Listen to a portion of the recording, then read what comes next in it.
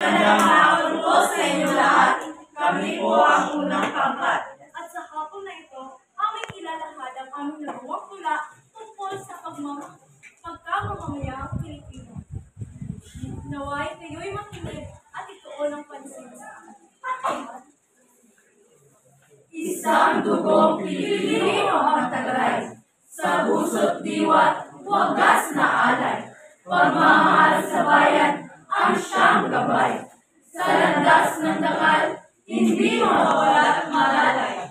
Sa hirap man o sa ginhawa, ginhawa sa akin. Pag-asa at lakas, laging taglay nito. Bayan ay unlad, pangarap ay abot kamay. Basta't sama-sama, walang magiging hadlang o walang pinamatanang. Ang watawat ay taas, huwag kang bibitaw. Sa kalayaan, buhay ay bigla at ilaw. Ragaan ka namin, laging pagmamalakit. Pagiging Pilipino'y karangalan na kailangan hindi mapaparap o mapapabaw. At yun lang po, maraming salamat.